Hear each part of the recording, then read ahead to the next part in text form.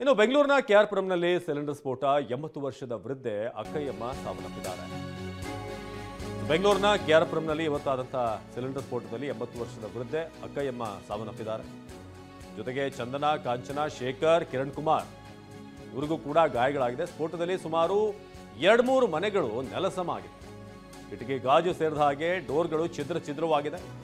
Bike ಮತ್ತು ಕಾರಿನ ಹಿಂಬದಿ ಗಾಜು ಪುಡಿಯಾಗಿದೆ. ಮನೆ ಹಿಂಭಾಗದ 3 ಶೆಡ್ ಮನೆಗಳಿಗೂ ಕೂಡ ಹಾನಿಯಾಗಿದೆ. ಮನೆ ಹಿಂಭಾಗದ 3 ಶೆಡ್ ಮನೆಗಳಿಗೂ ಕೂಡ ಹಾನಿಯಾಗಿದೆ. ಈ ಒಂದು ಬ್ಲಾಸ್ಟ್ನಿಂದಾಗಿ ನೀವು ನೋಡಬಹುದು ದೃಶ್ಯಗಳನ್ನು. ಒಂದು ಸಿಲಿಂಡರ್ ಬ್ಲಾಸ್ಟ್ನಿಂದ ಹೇಗೆ ಸುತ್ತಮುತ್ತ ಇರುವಂತಹ ಮನೆಗಳಿಗೂ ಕೂಡ ಹಾನಿಯಾಗಿದೆ ಅನ್ನೋದನ್ನು. 80 ವರ್ಷದ ವೃದ್ಧೆ ಅಕ್ಕಯ್ಯಮ್ಮ ಈ ಘಟನೆಯಲ್ಲಿ ಸಾವನ್ನಪ್ಪಿದರೆ ಮನೆಯಲ್ಲಿದ್ದಂಥ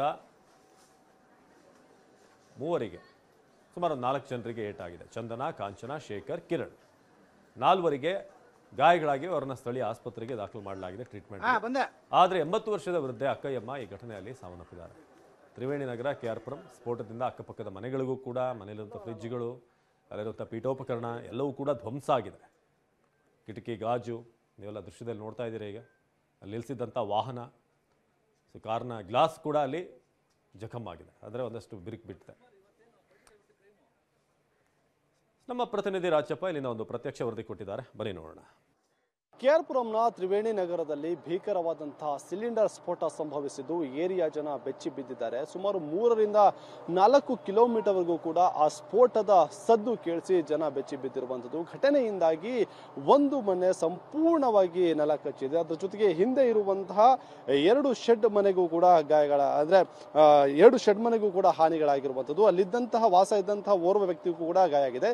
ಈ ಘಟನೆಯಲ್ಲಿ ಒಟ್ಟಾರೆಯಾಗಿ ಓರ್ವ ವೃದ್ಧೆ ಅಕ್ಕಯ್ಯಮ್ಮ ಅಂತ ಹೇಳಿ 80 ವರ್ಷ, ಆಕೆ ಇದೇ ಮನೆಯಲ್ಲಿ ವಾಸ ಇದ್ರು. ಆಕೆ ಸಾವನ್ನಪ್ಪಿದ್ರೆ ಮತ್ತೆ 3 ಗಂಭೀರವಾದಂತಹ ಗಾಯಗಳಾಗಿರುವಂಥದ್ದು. ಗಾಯಾಳುಗಳನ್ನ ಈಗಾಗಲೇ ಖಾಸಗಿ ಆಸ್ಪತ್ರೆಗೆ ದಾಖಲು ಮಾಡಿ ಚಿಕಿತ್ಸೆ ಕೂಡ ಕೊಡಿಸಲಾಗ್ತಾ ಇದೆ. ಘಟನೆಯ ತೀವ್ರತೆ ಹೇಗಿದೆ ಅನ್ನುವಂಥದ್ದನ್ನ ಇಲ್ಲಿನ ಚಿತ್ರಣ ನೋಡ್ತಾ ಹೋದ್ರೆ ಎಲ್ಲವೂ ಕೂಡ ಅರ್ಥ ಆಗ್ತಾ ಹೋಗುತ್ತೆ. ಅಂದ್ರೆ ಈ ಮನೆ ರಮೇಶ್ ಅನ್ನೋರ ಒಂದು ಮಾಲೀಕತ್ವದ ಮನೆ. ಈ ಮನೆಯಲ್ಲಿ 4 ಇಲ್ಲಿ ವಾಸ ಇದ್ರು ಬಾಡಿಗೆಗೆ ಅಂತ ಹೇಳಿ ಗೊತ್ತಾಗ್ತಾ ಇರುವಂಥದ್ದು. ಅಂದ್ರೆ ಒಂದೇ ಮನೆಯಲ್ಲಿ 4 ಇದ್ರು ಅಕ್ಕಯ್ಯಮ್ಮ ಸೇರಿ.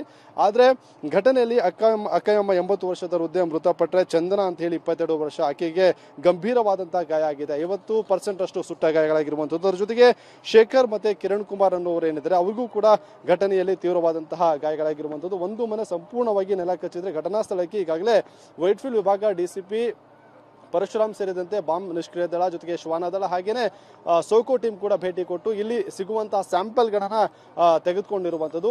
ಸ್ಯಾಂಪಲ್ಗಳ ಪರೀಕ್ಷೆಯ ನಂತರದಲ್ಲಿ ಘಟನೆಗೆ ನಿಖರವಾದಂತಹ ಕಾರಣ ಏನು ಅನ್ನೋದು ಸ್ಪಷ್ಟ ಆಗುತ್ತೆ. ಅಂದ್ರೆ ಸಿಲಿಂಡರ್ ಲೀಕೇಜ್ ನಿಂದ ಸಂಭವಿಸಿರುವಂತಹ ಸ್ಫೋಟನ, ಅದ್ರ ಜೊತೆಗೆ ಬೇರೆ ಏನಾದ್ರು ಕಾರಣ ಇದೆ ಅನ್ನುವಂಥ ನಿಟ್ಟಿನಲ್ಲಿ ಗೊತ್ತಾಗಬೇಕಾಗಿರುವಂಥದ್ದು. ಅಂದ್ರೆ ಈ ಮನೆ ಒಂದು ಸಂಪೂರ್ಣವಾಗಿ ನೆಲ ಕಚ್ಚಿದ್ರೆ ಹಿಂಭಾಗದಲ್ಲಿರುವಂತಹ ಮನೆಗಳು ಕೂಡ ಭಾಗಶಃ ಬಿದ್ದೋಗಿರುವಂಥದ್ದು.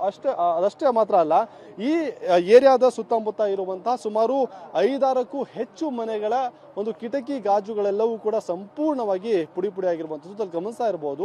ಈ ಮನೆ ಕಿಟಕಿ ಗಾಜುಗಳ ಜೊತೆಗೆ ಮನೆಯ ಒಳಗಡೆ ಇದ್ದಂತಹ ಒಂದಿಷ್ಟು ಸಾಮಗ್ರಿಗಳೆಲ್ಲವೂ ಕೂಡ ಘಟನೆಯ ಒಂದು ತೀವ್ರತೆಗೆ ಚೆಲ್ಲಾಪಿಲ್ಲಿಯಾಗಿ ಬಿದ್ದಿರುವಂಥದ್ದು.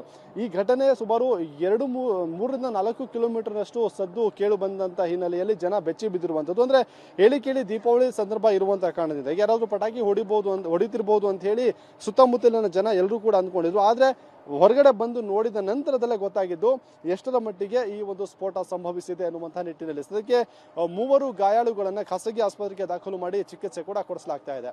ಕ್ಯಾಮರಾ ಪರ್ಸನ್ ಮಂಜು ಜೊತೆ ರಾಜಪ್ಪ ನಾಯಕ್, TV9 ಬೆಂಗಳೂರು. ಇದು ಕೆಆರ್ಪುರಂನಲ್ಲಿ ಆಗಿರುವಂತಹ ಘಟನೆ ಬಗ್ಗೆ ನಮ್ಮ ಪ್ರತಿನಿಧಿ ರಾಜಪ್ಪ ವಿವರಿಸ್ತಾ ಇದ್ರು. ಜೊತೆಗೆ ಒಂದಷ್ಟು ಸ್ಥಳೀಯರು ಮಾತನಾಡಿದ್ದಾರೆ ಅಲ್ಲಿದ್ದಂಥವ್ರು, ಬನ್ನಿ ನೋಡೋಣ. ಬೆಳಗ್ಗೆ 7 ಗಂಟೆಯಿಂದ ಒಂದು 7:10ವರೆಗೂ ಭಯಂಕರ ಶಬ್ದ ಬಂತು. ಹುಡುಗರು ಯಾರು ಆಟ ಬಾಂಬ್ ಇಟ್ಟಿದ್ದಾರೆ ಅಂದ್ಬಿಟ್ಟು ನಾವೆಲ್ಲ ಎದ್ದೀಚೆಗೆ ಓಡ್ ಬಂದ್ಬಿಟ್ವಿ. ದೀಪಾವಳಿ ಟೈಮು ಆಗ ನೋಡಿದ್ರೆ ಎಲ್ಲಿ ಏನು ಕಾಣಿಸಿಲ್ಲ. ಆಮೇಲೆ ನಮ್ಮನೆ ಬೀದಿ, ಅಲ್ಲೊಂದು ಮನೆ ಇದೆ ನಮ್ದು, ಆ ಮನೆ ಬೀದಿ ನೋಡಿದ್ರೆ ಇವರೆಲ್ಲ ಎಲ್ಲ ನಿಂತಿದ್ರು ಜನ. ಆಮೇಲೆ ಅವ್ರಿಬ್ಬರನ್ನ ಕರ್ಕೊಂಡೋಗಿ ನಮ್ಮ ಆ ಬೀದಿಯವರೆಲ್ಲ ಸೇರ್ಕೊಂಡು ಹಾಸ್ಪಿಟ್ಲ್ ಕಳಿಸ್ಕೊಟ್ರು. ಆಮೇಲೆ ಅಜ್ಜಿ ಒಳಗಡೆನೆ ತೀರ್ಕೊಂಡ್ಬಿಟ್ಟಿದ್ದಾರೆ. ಅವ್ನಿವಾಗ ಗಾಡೀಲಿ ಹಾಕೊಂಡೋದ್ರು. ಏನಾಯ್ತು ಅಂತ ಯಾರಿಗೂ ಗೊತ್ತಾಗ್ತಾ ಇಲ್ಲ. ಈ ಬಿಲ್ಡಿಂಗು ಆ ಬಿಲ್ಡಿಂಗು ಹಿಂದ್ಗಡೆ ಒಂದು ಮನೆ ಫುಲ್ಲು ಇದಾಗಿದೆ, ಒಡೆದೋಗಿದೆ, ಗೋಡೆಗಳೆಲ್ಲ ಒಡೆದೋಗಿದ್ದಾವೆ. Full vibration. ಕಂಚಟ್ಪಳ್ಳಿ, ಇದು ನೇತಾವತಿ ಬಡಾವಣೆ, ದೇವಸಂದ್ರ ಎಲ್ಲ ವೈಬ್ರೇಷನ್ ಆಗಿದೆ. ಸುಮಾರು ಒಂದು 4-5 ಮೇಲಿದೆ. ಒಂದು 3 ಗ್ಲಾಸ್ಗಳು ವಿಂಡೋ ಹೋಗ್ಬಿಟ್ಟಿದೆ. ಆಮೇಲೆ ಲೆಟ್ರಿನ್ ಬಾಗ್ಲೆಲ್ಲ ಒಂದು ಅಜ್ಜಿ ತೀರೋದ್ರು. ಸರ್ ಯಾರ ಮನೆಯಲ್ಲಿ ಯಾರು ವಾಸ ಇದ್ರು ಸರ್? ಅಲ್ಲಿ 4 ಜನ ವಾಸ ಇದ್ರು. ಯಾರ ಮನೆ ಆಕ್ಚುಲಿ? ಓನರ್ ಬೇರೆಯವರು ರಮೇಶ್ ಅಂತ.